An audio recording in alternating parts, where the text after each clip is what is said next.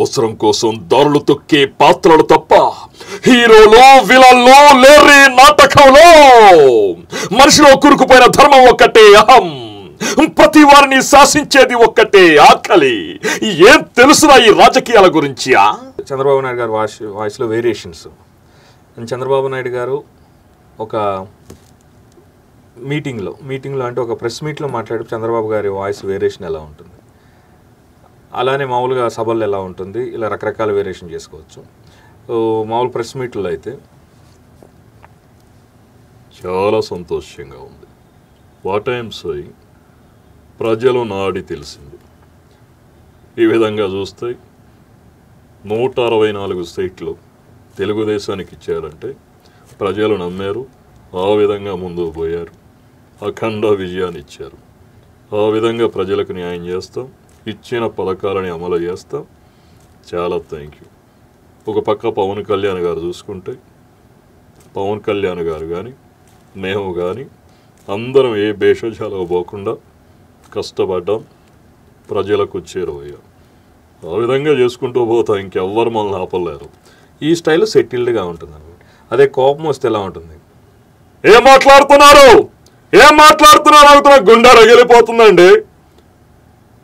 Respect ఇచ్చే పని లేదా? నా రాజకీయ అనుభవంతో లేదు అని అనుభవం. ఏం మాట్లాడుతున్నారండి? మాట్లాడితే మైక్ కట్ చేయటం ఏంటి? సభ మర్యాద లేదు. ఇది గౌరవ సభ కాదు, కౌరవ సభ. ఎప్పుడైతే ముఖ్యమంత్రిగానే ఇక్కడికి వస్తానో అప్పుడే ఇక్కడికి వస్తానని తెలియజేసుకున్నాను అని ఈ స్టైల్ కోపంగా ఉంటే ఇలా రకరకాలుగా. థ్యాంక్ యూ వెరీ మచ్ బంగారు తల్లి. మీ నామధేయము రేఖ. చిన్నప్పుడు మేము చదువుకునేటప్పుడు అక్షాంశాలు రేఖాంశాలు అని చదువుకున్నాం. ఆ రేఖాంశాలు ఎలా ఉంటాయో మేము చూడలేదు, కానీ మా కనుల ముందురా చందమామలాగా వెలిగిపోతున్న రేఖా గారు మమ్మల్ని ఈరోజు ముఖాముఖి ఇంటర్వ్యూ చేయటం బహుదానందంగా ఉందని మనం చేసుకుంటూ, తర్వాత ప్రశ్న ఏమిటో సంధించండి రేఖా గారు. ఇప్పుడు బాలయ్య బాబు గారు అయితే మీ నట వారసత్వాన్ని నిలబెట్టారు కదా, దాని గురించి మీరు ఎలా ఫీల్ అవుతున్నారు? ఎంతో ఆనందంగా ఫీల్ అవుతున్నా. తెలుగులో ఒక పద్యం ఉంది, ఏమిటంటే పుత్రుడు ఎదిగిన తరువాతే తండ్రికి పుత్రోత్సాహం ఉంటుంది అని. అటువంటి పుత్రోత్సాహాన్ని నేను పొందాను. ఎందుకంటే అప్పట్లో మాతో పాటు కూడా నటించారు. ఆ తర్వాత తను హీరోగా పరిచయం అయిన తర్వాత ఒక పౌరాణికం ఏమిటి, ఒక సాంఘికం ఏమిటి, ఒక బ్రేక్ డాన్స్ ఏమిటి, ఒక భరతనాట్యం ఏమిటి, ఏదైనా కానీ అవలీలగా నటిస్తూ ఎందరో ప్రజాదరణ పొందినవారు మా బాలయ్య బాబు గారు.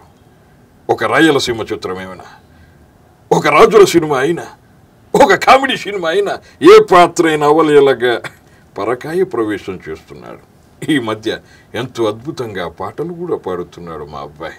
ఒక గాయకుడిగా, ఒక నటునుడిగా, ఒక ప్రొడ్యూసర్గా, ఒక డైరెక్టర్గా, ఒక సేవాతత్వం కలిగిన హృదయం కలిగిన వ్యక్తిగా ఎందరో పేదలకు బసవతారకం క్యాన్సర్ హాస్పిటల్ ద్వారా సేవ చేస్తున్న మా అబ్బాయిని చూస్తుంటే స్వర్గాన మేము మహదానందంగా ఉన్నాం రేఖ. ధన్యవాదములు. ఇలా రామారావు గారు ఇలా మీతో ముఖాముఖి కూర్చొని మాట్లాడితే ఇలా ఉంటుంది. అంటే మామూలుగా ఏంటంటే మిమిక్రీ అంటే రామారావు గారు అయితే ఇలా చేస్తారని, సుప్రీంకోర్టులో తీర్పు జరిగితే న్యాయం జరగవచ్చు, జరగరావచ్చు. మిస్టర్ ఏమంటావయ్యా? పవన్ కళ్యాణ్ గారు సుస్వాగతం సినిమాలో చాలా దీనంగా ఒక డైలాగ్ చెప్తారు సంధ్యతో, లవర్తో. ఆ డైలాగ్ ఎలా ఉంటుందో చెప్తాను. ఆ అమ్మాయి వచ్చి ఐ లవ్ యూ అంటే, ఏది ఇంకొకసారి చెప్పు, ఈ ఒకే ఒక్క మాటకు వస్తూ నేను నా చదువును కోల్పోయాను, నా తండ్రిని కోల్పోయాను, ఈ స్టైల్లో ఉంటుంది. అదే పవన్ కళ్యాణ్ గారు చెప్పిన డైలాగు చిరంజీవి గారు చెప్తే ఎలా ఉంటుంది? పవన్ కళ్యాణ్ గారు నాకు కొంచెం తిక్కు ఉంది, కానీ దానికి లెక్క ఉంది, ఆ తిక్కేమిటో చూపిస్తాను, మీ లెక్కలని తేలుస్తాను అన్నది చిరంజీవి గారి స్టైల్ ఎలా ఉంటుంది? నాకు కొంచెం తిక్కు ఉంది, కానీ దానికి ఒక లెక్క ఉంది, ఆ తిక్కేమిటో చూపిస్తాను, మీ అందరూ లెక్కలు తేల్చేస్తాను. ఏమనుకున్నావా? చెయ్యి చూడు ఎంత రఫ్గా ఉందో, రఫ్ ఆడిస్తానా. జీవా గారు మన ఇడియట్ సినిమాలో చూస్తే ఆ ఇసుక కామెడీ ఉంటుంది, ఆ జీవగా రకరకాల వేరియేషన్స్ ఎలా ఉంటాయి.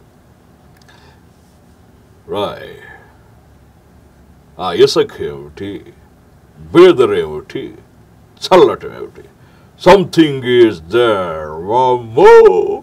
వాడు మౌలుడు కాదయ్యా, పిచ్చ కొట్టుడు కొడుతున్నాడు. నాకు తెలుసురా వాడు బాడీ బాక్స్ ఆఫీస్ అని. ఈ 2000 నాకే. నిర్మలమ్మ గారు ఆమె తిడుతున్నప్పుడు ఆ వాయిస్ల వేరియేషన్ చాలా బాగుంటాయి. ఇదే నిర్మలమ్మ గారు నాగేశ్వరరావు గారు చెప్పిన డైలాగు నిర్మలమ్మ గారు చెప్తే ఎలా ఉంటుంది. నాగేశ్వరరావు గారు అంటే బాగా గుర్తొచ్చే డైలాగ్ ప్రేమాభిషేకంలో, ఎవరు రాక్షసిలా ప్రవర్తించింది, నీవా రేరా? నీతో రేరక పగలడక తిరిగి అందుకు వచ్చేసాం, చీయద్దాం, చెదరిచ్చాం, అసగా మాట్లాడు. అందుకే నేను ప్రేమించినట్టు నటించారు, శుభలేఖలు వేయించారు. ఇది ఇన్ కేస్ ఈ డైలాగ్ నిర్మలమ్మ గారు చెప్తే ఎలా ఉంటుంది. ఎవరో మొదలసపు చచ్చుగా అన్న మోసం చేసింది నువ్వా నేనా? నీతో రేయనక పగలనక పచ్చీసు పేకాట ఆడితే ఎవరు మోసం చేశారు? నీ కాళ్ళు కోల, నీ కడుపు గాల, చీ అన్న చేదరించి అసహ్యంగా మాట్లాడు. ఆఖరికి పేకలో డబ్బులు వచ్చిన తర్వాత నాకు ఇవ్వకుండా పంపే మొదల స్టబ్దాన, నీ కాళ్ళు కోల, నీ కడుపు గాల, నాశనం అయిపోతావే. ఊరుకోవయ్యా నువ్వు కూడా. మన సాయి కుమార్ గారు వాయిస్ వేరియేషన్స్ రకరకాల. సుమన్ గారికి చెప్పినప్పుడు ఎలా ఉంటుంది, రాజశేఖర్ గారు చెప్పినప్పుడు అయ్యయ్యో నాకు చాలా సంతోషంగా ఉంది, ఈరోజు రేఖా గారు వచ్చి నన్ను ఇంటర్వ్యూ చేస్తున్నారంటే జీవితం అని రాజశేఖర్ గారి స్టైల్లో సాయి కుమార్ గారు అలా చెప్తారు. ఇదే సాయి కుమార్ గారు రజనీకాంత్ గారికి భాషలో రజనీకాంత్ గారి స్టైల్కి తగ్గట్టు చెప్పే డైలాగ్ ఎలా ఉంటుంది. అలానే మన పెద్దరాయుడు సినిమాలో ఆ స్టైల్ ఎలా ఉంటుంది. ఈ 2 సినిమాల్లో రజనీకాంత్ గారికి సాయి కుమార్ గారు చెప్పారు. ఆపరా ఇంకొక మాట మాట్లాడావంటే నీ నాలుక తెగ్గొస్తా. ఈ స్టైలు మన పెద్దరాయుడులో. అలానే భాషలో యాంటోనీ భాష ఎదురెదురు కూర్చునిమా, ఏంటి మా నీకేం నన్ను కలవాలన్నా అంట? చెప్పు, నువ్వు మా రంగనాయకుడు కొడుకేవు కదా, చెప్పు మాణిక్యం. మాణిక్ భాష రే ఉంటే నీ గొడవలు ఉంటాయి, నాకు గొడవలు ఉంటాయి. చస్తే నువ్వు చావాలి, లేకపోతే నేను చావాలి. ప్రజలు కాదు, సామాన్య ప్రజలు కాదు, నిన్ను 7 రోజులు లేపేస్తా. నన్ను 7 రోజుల్లో లేపేస్తాను, అటు చూడు, అటు చూడబే అని సాయి కుమార్ గారు మన రజనీకాంత్ గారి స్టైల్ ఎలా ఉంటుంది. అలానే సాయి కుమార్ గారు ప్రస్థానం సినిమాలో ఆ వేరియేషన్ ఎలా ఉంది. ఒక్కసారి ఆ పురాణాలు దాటొచ్చి చూడు. అవసరం కోసం దారులు తొక్కే పాత్రలు తప్ప హీరోలో విలన్లో లేరే నాటకంలో. మనిషిలో కురుకుపోయిన ధర్మం ఒక్కటే అహం, ప్రతి వారిని శాసించేది ఒక్కటే ఆకలి. ఏం తెలుసురా ఈ రాజకీయాల గురించి అని సాయి కుమార్ గారి స్టైల్, సాయి కుమార్ గారి వేరియేషన్ ఇలా ఉంటుంది.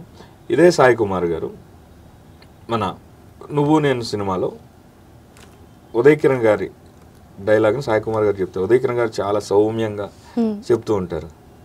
చీచి మీ పెద్దోళ్ళు ఉన్నారే, కుళ్ళం గోత్రం అంటే 100 లక్ష కారణాలతో మమ్మల్ని విడదీస్తూ ఉంటారు. రేపు 6 గంటలకి నాకు వసుకు పెళ్ళి. ఇది ఆ స్టైల్ మన సాయి కుమార్ గారి.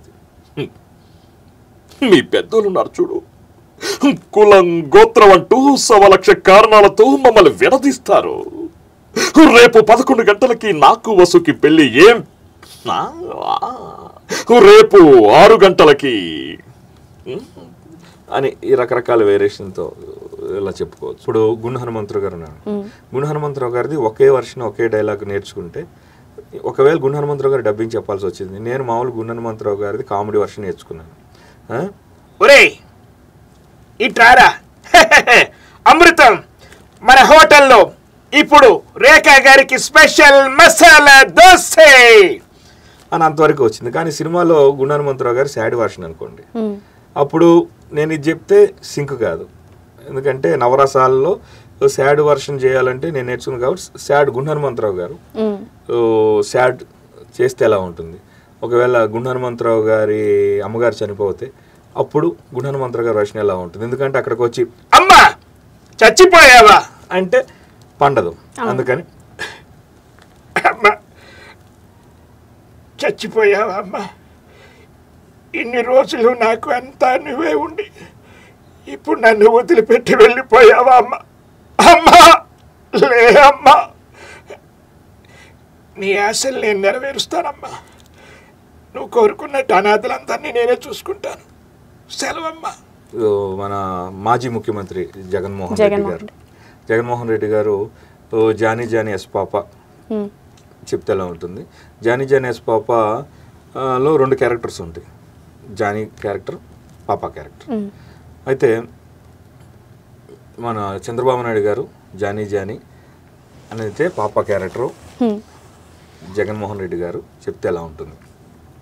ఎందుకంటే ఇన్ని రోజులు మన రాజకీయాల్లో ఉన్నాం, అంత ప్రశాంతంగా ఉంది కాబట్టి సరదాగా మనం మంచిగా ఫ్రెండ్లీగా మాట్లాడుకుందాం, ఇలా చిన్నప్పుడు జ్ఞాపకాలు నెమరేసుకుందాం అని ఇద్దరు కూర్చొని జగన్మోహన్ రెడ్డి గారు చంద్రబాబు నాయుడు గారు పద్యం చెప్పుకుంటూ పోయం చెప్పుకుంటూ ఎలా ఉంటుంది? Johny Johny yes papa eating sugar no పాపని తెలియజేసుకుంటా ఉన్నాను. టెల్లింగ్ లైస్ అన్నొచ్చాడని చెప్పండి, అబద్ధాలు మాత్రం ఎవరు ఆడేయడానికి లేదు. ఓపెన్ యువర్ మౌత్ అని ఈ స్టైల్లో ఉంటుంది. అలానే రోసయ్య గారు, వి హనుమంతరావు గారు, వీళ్ళిద్దరూ ఒక సినిమా డైలాగ్ చెప్పుకుంటే ఎలా ఉంటుంది? మగధీర చిత్రంలో శ్రీహరి గారు అలానే రామ్ చరణ్ గారి డైలాగ్ ఉంది. శతద్రోహ వంశం 100 మందిని చంపి గాని చావని వీర వంశం మాన్సింగ్, ఈ డైలాగ్ ఉంది. దాని తర్వాత భైరవా ఆ రాకుమారిని వాడికి ఇస్తానని మాటిచ్చానురా, ఆ రాకుమారిని నాకు వచ్చి అప్పగించు, నిన్ను నీ సైన్యాన్ని ప్రాణాలతో వదిలేస్తా, నీకు మాటిస్తున్న షేర్ ఖాన్. ఈ డైలాగ్ని ఇక్కడ శ్రీహరి గారి ప్లేస్లో రోసయ్య గారు ఉన్నారు, అక్కడ వి హనుమంతరావు గారు ఉన్నారు. వాళ్ళిద్దరు ఎలా డైలాగ్ చెప్తున్నారు? శతద్రోహ వంశం 100 మందిని చంపినా కూడా చావుని వీర వంశం, ఇలా మాన్సింగ్ ఏడీడు. ఇదిగో మాన్సింగా నువ్వు చెప్పిన చరిత్ర ఉట్టు బుర్ర కథ చెత్త కథ నిరూపిస్తా. ఇదిగో భైరవా కొంచెం ముందుకు రా, ఆయనకులాగా అరవలేను. ఆ రాకుమారిని ఇచ్చేసావనుకో నిన్ను నీ రాజ్యాన్ని మరి నీకు అప్ప చెప్తే ఏమంటావయ్యా? అల్లో నేను ఒకరే చెప్తా ఉన్నా 100 మందిని కాదు ఎంతమందిని పంపించుకో, నీ ప్రేరణతో సరే బాయ్, ఏముంది బాయ్, ఇప్పుడే షుగర్ ట్యాబ్లెట్లు వేసుకుని వచ్చినా నీతో మాట్లాడడానికి ఏం లేదు, ఏమున్నా కానీ శాంతి చర్చలతో కూర్చొని మాట్లాడుకోవాలి, అరుసులు గిరుసు ఎందుకురా బాయ్, ఇంకేముండదు బాయ్. ప్రకాష్ రాజు గారు అన్నాను కాబట్టి ప్రకాష్ రాజు గారి వేరియేషన్స్ అంటే ప్రతి ఒక్క వ్యక్తికి ఏజ్ని బట్టి వాయిస్ చేంజ్ అవుతూ ఉంటుంది. ప్రకాష్ రాజు గారు ఫస్ట్ సుస్వాగతం ఆ టైప్ సినిమాల్లో ప్రకాష్ రాజు గారు వాయిస్లో ఆ వేరియేషన్ ఎలా ఉంది? రాయ్ నీ పేరేమిటి? తల్ముఖ తెల్మా. తల్ముఖ తెల్మా నీ పేరు నాకు నచ్చలేదు, ఎవడా నన్ను మోసం చేయలేరు, ఈ టైప్ ఉంటుంది. ఆ తర్వాత కామెడీ విలన్గా అలానే విలన్గా క్యారెక్టరైజేషన్ చేసేటప్పుడు ఒక్కళ్ళలో స్వప్న అంటే నా ప్రాణం రా, నా గుండెకాయ రా, గంగిరెద్దొచ్చి గొబ్బెమ్మని తొక్కినట్టు నా గుండె గొబ్బెం తొక్కేస్తావురా రాయ్, ఈ స్టైల్లో ఉంటుంది. ఆ తర్వాత పరుగులో ప్రకాష్ రాజ్ గారు ఒక తండ్రి క్యారెక్టర్ చేసినప్పుడు ఆ సెంటిమెంట్ సీన్లో వాయిస్ ఎలా ఉంటుంది? ఇదివరకు నేను మొండోన్ని మరటోన్ని, ఎప్పుడైతే మహాలక్ష్మి పుట్టిందో అన్నీ వదిలేస్తాను రా, ఎందుకంటే నేను చేసిన నా కూతురు మీదకి రాకూడదని. అట్లాంటిది వాడు ఎవడో గద్ద దగ్గర తీసుకెళ్ళి వెళ్ళిపోయాడు. మీరేం ఫ్రెండ్స్ అంటే హెల్ప్ చేసేస్తారు, నాకు కావాలని నా కూతురు ఎక్కడో కావాలని తెచ్చారా బంగారం తల్లి, తెచ్చారా నా కూతురుని. నిర్మలమ్మ గారు ఆమె తిడుతున్నప్పుడు ఆ వాయిస్ల వేరియేషన్ చాలా బాగుంటాయి. ఇదే నిర్మలమ్మ గారు నాగేశ్వరరావు గారు చెప్పిన డైలాగు నిర్మలమ్మ గారు చెప్తే ఎలా ఉంటుంది? నాగేశ్వరరావు గారు అంటే బాగా గుర్తొచ్చే డైలాగ్ ప్రేమాభిషేకంలో, ఎవరు రాక్షసిలా ప్రవర్తించింది? నీవా రేరా? నీతో రేరక పగలరక తిరిగి అందుకు నువ్వు ఇచ్చేసావు, చీయద్దాం, చెవరిచ్చావు, అసగా మాట్లాడు, అందుకే నేను ప్రేమించినట్టు నటించారు, శుభలేఖలు వేయించారు. ఇది ఇన్ కేస్ ఈ డైలాగ్ నిర్మలమ్మ గారు చెప్తే ఎలా ఉంటుంది? ఎవరో మొదరసపు చచ్చుగా అన్న మోసం చేసింది నువ్వా నేనా? నీతో రేయనక పగలనక పచ్చీసు పేకాట ఆడితే ఎవరు మోసం చేశారు? నీ కాళ్ళు కోల, నీ కడుపు గాల. చీ అన్న చేదరించి అసహ్యంగా మాట్లాడు. ఆఖరికి పేకలో డబ్బులు వచ్చిన తర్వాత నాకు ఇవ్వకుండా పంపే మొదరష్టపుదాన. నీ కాళ్ళు కోల, నీ కడుపు గాల. నాశనం అయిపోతావే, ఊరుకోవయ్యా నువ్వు కూడా.